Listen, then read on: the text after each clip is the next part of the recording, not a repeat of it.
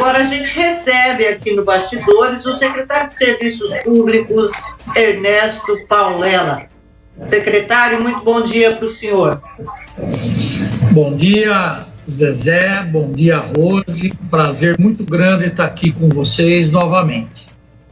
Prazer falar com o senhor também, secretário. Bem, bom dia, secretário, o que mudou para o senhor da gestão Jonas para a gestão da Absar?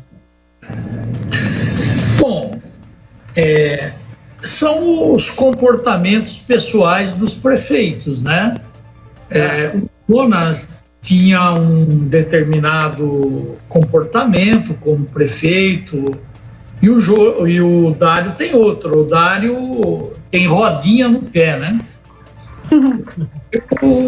Para acompanhar o Dário não é fácil, porque ele corre o tempo todo.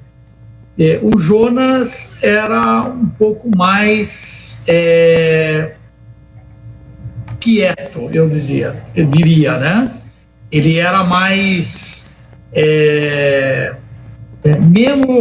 menos atribulado. Então são perfis, né? São perfis. O Dário é mais, ele gosta de cuidar de pilhado. Ele, né? O Dário é difícil acompanhar o Dário, não é fácil. Olha, a Val trabalhava com a gente aí, ela falava assim: Credo, você é ligada no Giraia. Eu acho que o Dário é ligado no Giraia. Os dois, só para finalizar a pergunta, os dois, o Jonas foi um grande prefeito. Eu trabalhei os 8 anos com ele e posso afirmar que ele foi um grande prefeito. Trouxe grandes realizações para a cidade de Campinas. E eu tenho certeza que o Dário também será um grande prefeito. Como eu disse, são perfis diferentes, né? O que é muito natural, né? É isso. Bom, secretário, e dinheiro, secretário? Como é que está a pasta de serviços públicos?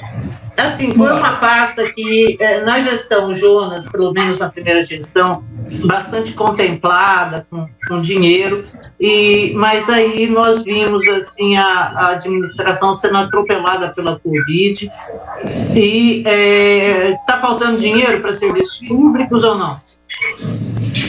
Olha, Zé, a pasta de serviços públicos é a pasta que cuida da manutenção da cidade, né?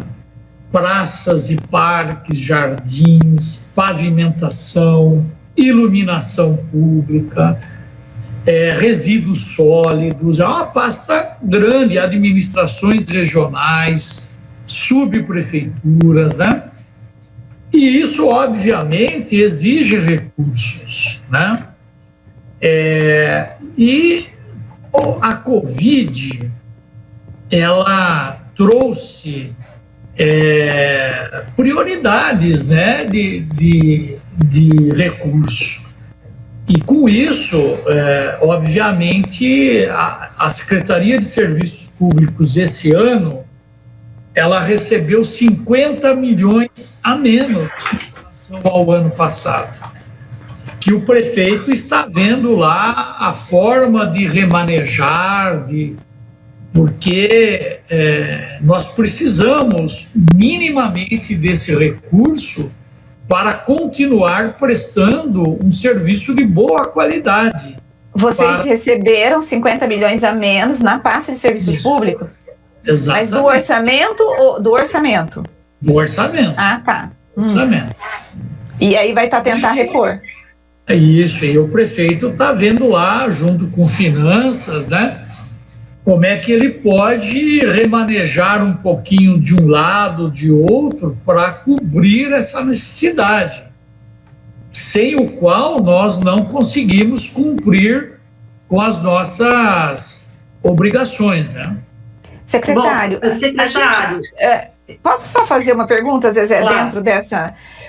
Dentro dessa questão de recursos, a gente tem visto que nós estamos tendo praças com mais mato, assim, no bairro que eu moro, você está demorando mais para poder ter a limpeza. Essa falta de limpeza é por conta da falta de dinheiro ou porque o senhor está sem equipes, já que com a Covid teve que remodelar as equipes, o senhor não está contando mais com aquele trabalho dos presos? Como que está essa situação? Na verdade, é um misto disso, né? O grande desfalque nosso com a Covid foi a impossibilidade de contar com o trabalho dos reeducandos, Rose. Que era um contingente de 850 pessoas, né? Dava na manutenção das praças, limpeza dos córregos, e a ausência deles criou um grande problema. Por quê? Como é que eles poderiam ser substituídos? Por empresas, né? Por estação. Só que o custo para pôr uma empresa no lugar dos reeducandos é 3 vezes maior, porque empresas têm que pagar as despesas trabalhistas, impostos. Então, nós não temos recurso para isso. O prefeito Dário Saad conseguiu, em janeiro, fazer uma licitação para contratar 6 equipes de manutenção. Então, nós recebemos agora, começou este mês de abril, começaram 6 equipes de 30 homens. Então, nós temos mais 180 pessoas que começou agora em abril, que vai ajudar muito. Como nós estamos entrando agora no outono e vem o inverno, a exigência, então, de corte de grama... menor, né? Cai muito. Então, eu acredito que no próximo verão nós já teremos uma situação bem melhor do que a que tivemos este ano, né? Com essas 6 equipes novas que já ingressaram.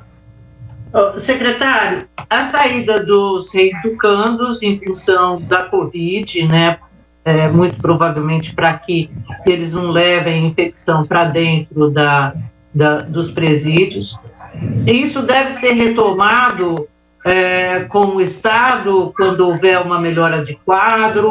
O que ficou acertado? Olha, nós não temos nada acertado, né? Nós perguntamos sempre ao sistema prisional, na verdade nós falamos mais com a FUNAP, né? Que é a Fundação de Amparo ao Preso. E eles seguem o protocolo do Covid do Estado, né? Somente quando o comitê lá avaliar que eles podem sair, é que eles vão sair. Agora, não se tem a menor visibilidade de quando isso vai acontecer. O custo mensal desses 800 homens era de quanto, secretário? De 1 milhão por mês. E se fosse repor 800 homens, esse custo iria para 3 milhões. Exatamente. Nós, só para dar uma ideia, nós contratamos uma empresa agora com 180 homens que custa 1 milhão por mês. Então compensa muito, né, esse convênio com... Muito. Foi um trampo mesmo. E vou foi te um trampo dizer para a mais. cidade, né? Nós começamos, Zezé, esse trabalho em 2013, quando o prefeito Jonas assumiu, nós tínhamos apenas 50 reeducandos trabalhando. 50. E ampliamos para 850. Por quê? Primeiro, que o trabalho deles é um trabalho de boa qualidade. Boa qualidade. Segundo, que o efeito socioeconômico desta atitude é muito bom, porque eles ganham um salário mínimo que vai para a família do preso. Né? Terceiro, que a cada 3 dias trabalhado, ele elimina um da pena. Então, é importante para ele trabalhar. Quarto, que ele aprende uma profissão.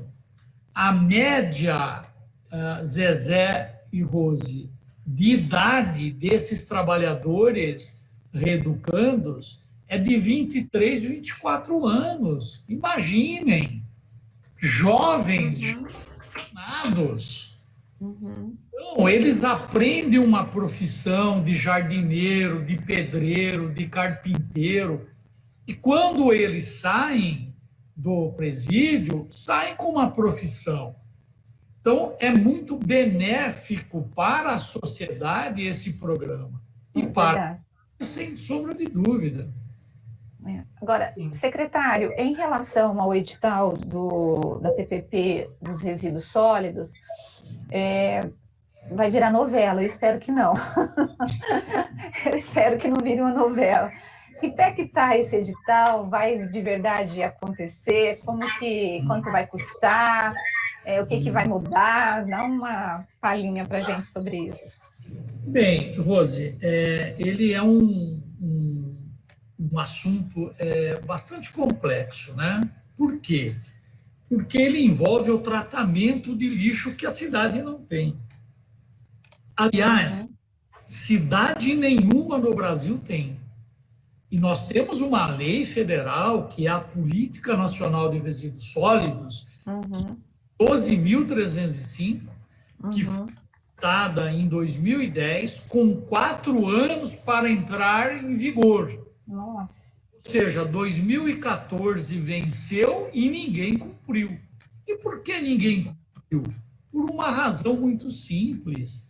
Veio a lei, veio a obrigação de fazer, mas não veio recursos. Não veio os recursos. As cidades não têm como fazer isso. Campinas tem condições de fazer isso por ser uma cidade de grande porte. Mas cidades menores só conseguirão fazer isso se consorciarem. Sim, não conseguem. Campinas, uma cidade grande, São Paulo, uma cidade grande, tem dificuldade de fazer. Então, nós só conseguimos equacionar isso através de uma parceria público-privada, onde o setor privado aporta todo o recurso. E a prefeitura paga essa contraprestação um período longo. Por que 30 anos, né? Porque se for menor, 15 anos, a prefeitura não consegue pagar. O valor é muito alto. Então, esse prazo é longo. E o projeto, Rose, ele é complexo. Envolve muita tecnologia, envolve muito investimento, né? Então, nós lançamos esse projeto em 2018. Foi lançado o edital. Faltava uma semana, basicamente, para a abertura. O Ministério Público, especificamente o GAEMA, pediu para paralisar, porque eles queriam fazer uma discussão maior sobre o edital. Nós atendemos, e em 3 meses eles entregaram 99 sugestões. Nós internalizamos essas 99 e republicamos o edital. Faltavam 4 dias para a abertura do edital. Novamente, o Ministério Público, aí já foi a promotora, doutora Cristiane Hilal, pediu para paralisar porque havia uma necessidade de discutir cooperativas de catadores. Nós paramos, ela trouxe cerca de 20 contribuições, nós internalizamos todas elas e republicamos. Aí conta prazo, tudo aquilo. 2 dias antes da abertura do edital, vieram 2 empresas do Rio de Janeiro, empresas que nem são empresas de saneamento, eram empresas de consultoria, e pediram no tribunal o embargo do edital, levantaram algumas questões lá que o tribunal entendeu que deveria paralisar. Parou. E levou 6 meses para julgar. Julgou em dezembro último. Foi. Dando 3 questões para a gente mudar. Um foi o plano de saneamento, o plano integrado de gerenciamento de resíduos, que nós acabamos de fazer e vamos publicá-lo por decreto semana que vem. Pediu para fazer uma mudança no critério da nota técnica, que nós estamos trabalhando, e pediu para refazer todo o modelo econômico da PPP. Nós estamos terminando de fazer, e agora nós estamos fazendo isso com uma contribuição da FIA, que é aquela organização da USP, da Faculdade de Economia e Administração da USP.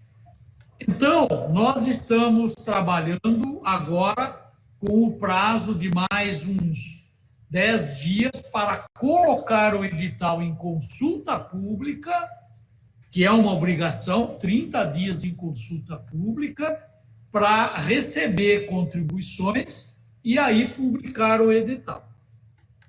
Acho não, eu tenho absoluta certeza que esgotamos todas as discussões possíveis e agora ele deve ter sucesso. No plano... Nossa senhora, olha... A cidade precisa disso, Rose. É verdade. Nessa PPP, o que nós vamos ter, só para os nossos ouvintes saberem de diferente, vocês vão ampliar os pontos de ecopontos, vão construir 3 usinas que estão previstas, né? Usina de compostagem, do que mais, secretário? Reciclagem. De reciclagem e a do carvão, a que vai fazer o carvão do lixo, né? O que mais que nós teremos? Então, veja, a PPP, ela é muito ampla, né? O que ela envolve? Hoje nós temos 16 ecopontos. Nós abrimos a possibilidade de levar para 50 ecopontos. Os ecopontos, eles são muito importantes, porque eles são pontos de entrega voluntária de material. Ao invés de jogar no córrego, jogar em terrenos, você entrega o material. São importantes. São caros de serem operados? São caros, porque tem que ter gente, tem que ter máquina, tem que ter caminhão para limpar todo dia. Mas acaba sendo mais barato do que você ter que limpar córrego e limpar áreas de entulho. Prevê também, Rose, containerizar 100% da cidade.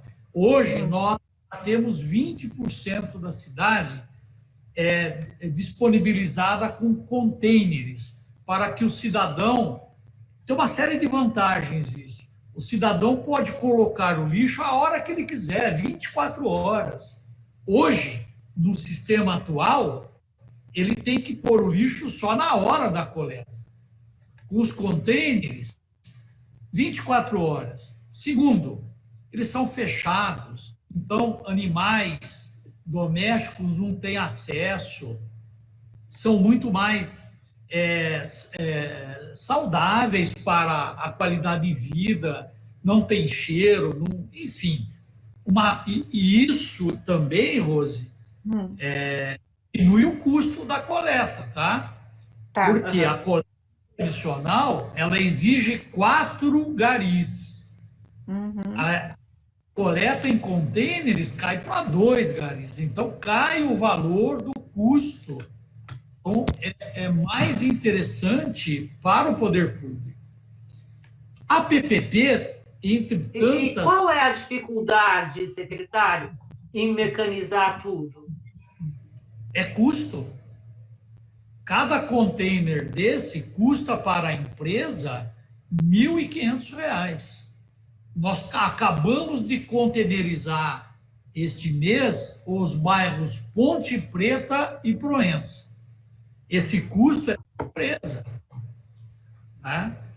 Ô, secretário, bom, uma coisa que sempre me intrigou, quando a gente paga o IPTU, vem lá, taxa de lixo que a gente paga. Quanto que essa taxa de lixo cobre do serviço que é executado? Excelente pergunta. Essa é a minha briga sempre com a área de finanças, né? Então, veja, eu só queria terminar, se você permitir, de responder a pergunta da Rose. A PPP, ela prevê a construção, Rose, de 3 usinas. Uma usina de reciclagem que vai abrir os sacos de lixo e tirar tudo que é passível de ser reaproveitado. Uma usina de compostagem que vai pegar todo o lixo orgânico, restos alimentares, papéis, tudo que é orgânico, e transformar em composto orgânico, em adubo. E isso é muito. Eu visitei várias usinas na Europa, Estados Unidos, isso é muito comum lá. E uma terceira usina, que é do CDR, é o combustível derivado de resíduos, que é o quê? O rejeito das 2 usinas anteriores. Transforma isso num carvão do lixo, que é um material que tem poder calórico. Ele é usado em fornos de cimento, caldeiras. Então, você aproveita 100% do lixo, né? Isso custa caro, custa muito caro, porque são equipamentos importados. Nós não temos no Brasil esses equipamentos. Bom, respondendo a Zezé. Zezé, a taxa de lixo no Brasil, se comparado com Europa, Estados Unidos, é muito barata. Olha lá no seu carnê de IPTU, você vai ver que a sua taxa está entre 50 e 60 reais por mês. Nos Estados Unidos, na Europa, o lixo, Zezé, não é obrigação do poder público. É um problema privado. Então, você tem empresas que coletam e tratam lixo. Um domicílio na Europa, Estados Unidos, né, enfim, na média, um domicílio gasta por mês $300. Nós estamos falando em R$ 1.700 por mês. Claro que a renda per capita do brasileiro não permitiria um gasto desse, né? Mas lá é muito caro isso, porque o lixo é tratado. E o cidadão paga por isso. Paga diretamente à empresa, tá? E paga pelo volume que ele gera, ou peso, dependendo do país é volume, outro é peso. Chega-se a um nível, Zezé, de excelência esse serviço. Eu cheguei a ver há pouco tempo atrás em Estocolmo, na Suécia, em Milão, na Itália, coleta de lixo na área central por sucção. Imagine, não tem mais caminhão coletando lixo. Sucção é uma rede subterrânea de tubos e em cada quadra você tem um tubo vertical de aço inoxidável onde o cidadão entrega o lixo. Ele tem um cartão magnético, ele passa o cartão, abre a tampa e já identifica quem é. Ele coloca o seu saco de lixo, pesa, emite um ticket para ele. Quando emite o ticket, o lixo cai e vai embora para a usina por sucção para ser tratado. Isso custa tecnologia, custa muito. A taxa de lixo no Brasil, ela é superavitária em Campinas. Isso não acontece na maioria das cidades brasileiras. Inclusive, 70% das cidades brasileiras, Zezé, não tem taxa de lixo. Não tem. Campinas é superavitária. Nós gastamos, o ano passado, entre coletar, limpeza, aterro sanitário, todo o complexo integrado, nós gastamos 140 milhões no ano.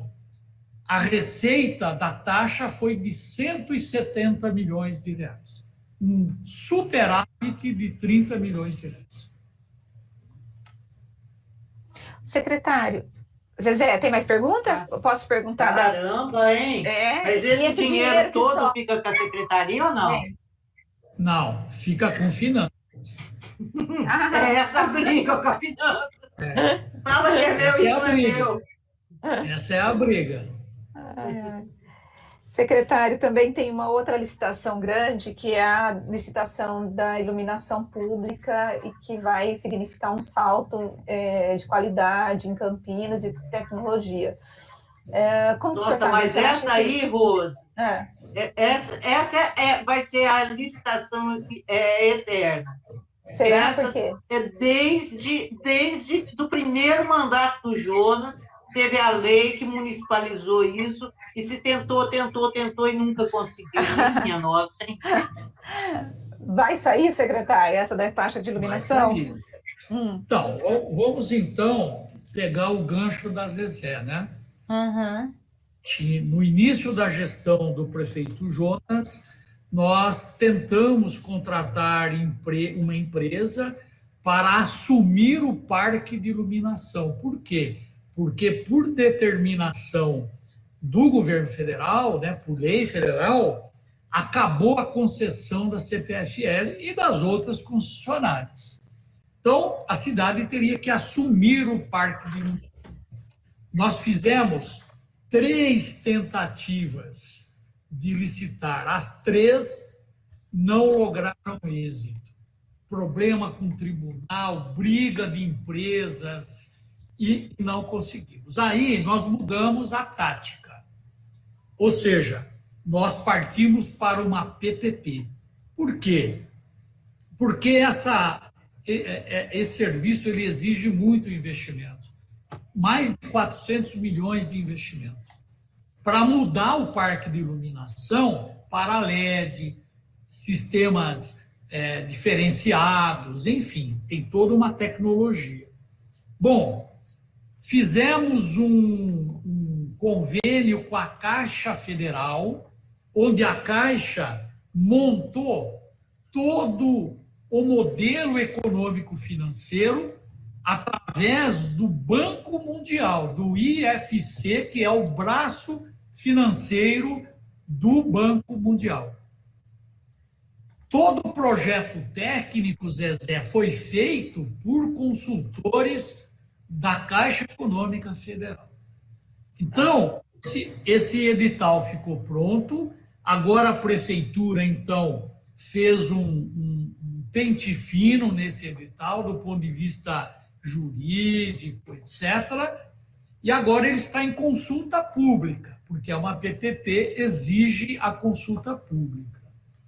E a licitação, isso já está definido pelo prefeito Dário, será um leilão na Bolsa de Valores, na chamada B3. Uhum. Esse leilão na Bolsa de Valores, a Caixa já fez mais de 10 processos desse em capitais. Aliás, Campinas é a única cidade não capital que a Caixa apostou nisso. É a única. E nesses 10 projetos da Caixa ocorreram deságio de até 60% no preço, vejam. Então, a aposta que todos estão fazendo é que nós vamos lograr êxito e teremos um deságio importante para as finanças municipais nesse leilão. Puxa, graças a Deus, Nossa Senhora. Nossa, secretário, estou torcendo muito para a iluminação, inclusive. E por falar nisso, a gente paga também uma taxa de iluminação. Isso. Essa taxa cobre o custo, secretário? Vamos lá. Zezé, essa taxa em 2013, quando nós chegamos aqui na secretaria, ela praticamente não existia, tá? Ela era uma merrequinha lá que não significava nada. Nós fizemos um estudo, corrigimos isso, colocamos o valor real e ela passou a ser corrigida desde 2013 pela unidade fiscal do município.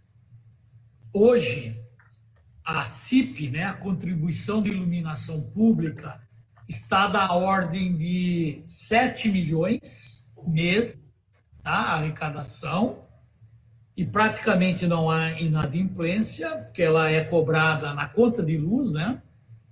E a CPFL repassa esse dinheiro, e nós gastamos com iluminação 3 milhões, superávit de 4 milhões por mês. E o que faz com esse dinheiro, secretário? A Secretaria de Finanças é que administra esse dinheiro, mas esse dinheiro, basicamente, tem sido utilizado em ampliação de iluminação pública. Vocês devem ter acompanhado nos últimos 3 anos, nós ampliamos a iluminação nas principais avenidas com aqueles braços duplos, né? E mudamos a pôr de sódio para a luz branca, uma luz muito mais eficiente. Mas ele é um dinheiro carimbado, ele só pode ser usado na iluminação pública, e tem sido usado. Ah, tá, é carimbado, então. Porque eu ia falar que agora estava virando leito, mas não, né, secretário? Não. Então tem Nem que ser. Pode, né? Nem pode. Bom, Rose, a gente tem de encerrar a entrevista. Vamos encerrar, depois a gente convida o secretário outras vezes. Secretário Paulela, por ter estado com a gente aqui hoje. Olha, eu satisfiz a minha curiosidade acerca de um monte de coisa. Muito obrigada, secretário. Um bom dia para o senhor e espero revê-lo logo aqui no Bastidores do Poder. Obrigada, secretário. Um abraço. Obrigado, Zezé. Obrigado, Rose. É um prazer muito grande estar com vocês. E sempre que eu for requisitado, estarei aqui com certeza. Um grande abraço a todos. Obrigada. Um abração, obrigada. Rose, quantas matérias você tirou dessa entrevista com Paulela? Porque eu vi aí você... Umas 3. Olha, gente, vejam depois no Band Multi tudo que vai ter de matéria, tudo que vai render de matéria aqui. Adoro essas entrevistas. Do secretário Paulela. Eu gosto dessas entrevistas porque sempre rende, né? Nós temos 2 assuntos